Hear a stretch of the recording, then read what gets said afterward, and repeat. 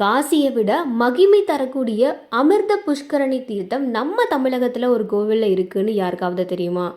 சூரிய பகவானே கட்டின கோவில் இருக்குன்னு தெரியுமா? அந்த கோவில் வேறு எதுவும் கிடையாது, கும்பகோணத்தில் இருக்கிற சக்கரபாணி கோவில் தான். இந்த கோவிலில் சக்கரபாணி சன்னதியோட விஜயவள்ளி தாயாருக்கு தனி சன்னதியும் இருக்குது. அது மட்டும் இல்லைங்க, சூரியன் இந்த தளத்தில் தான் மூர்த்தியிடம் சரணாகதி அடைஞ்சார். அதனால் நவக்கோள்களால் வர்ற எல்லா துன்பங்களுமே நீங்கும். எதுக்காக இந்த கோவிலில் சூரியன் சரணாகதி அடைஞ்சாருன்னு ஒரு கேள்வி உங்களுக்கு வரலாம். ஜலந்தராசுரனை அழிக்கிறதுக்காக சாரங்கபாணி சுவாமியால் அனுப்பப்பட்ட திருச்சக்கரம் அந்த அசுரனை அழிச்சிட்டு காவிரி பூமியை பிளந்துக்கிட்டு அந்த இடத்துல யாகம் செஞ்சிட்டு இருந்த பிரம்மனோட கையில் அமர்ந்துச்சு.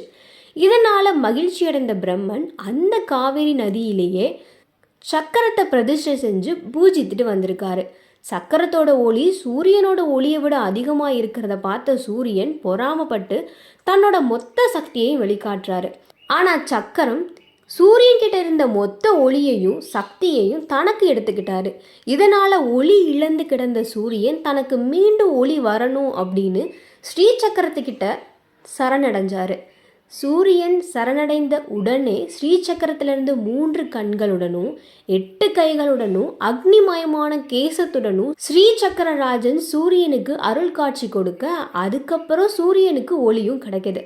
இந்த நன்றிக்காக தான் சூரியன் சக்கரராஜனுக்கு இந்த இடத்துல கோவில் கட்டியிருக்காரு. அதுக்கப்புறம் சோழர்கள் இந்த கோவிலை எடுத்து கட்டியிருக்கிறதா சொல்லப்படுது. அப்படிப்பட்ட கோவிலோட விஜயவள்ளி மற்றும் சுதர்சனவள்ளி தாயார் உத்தராயண கதவு திறப்பு விழா தான் இது.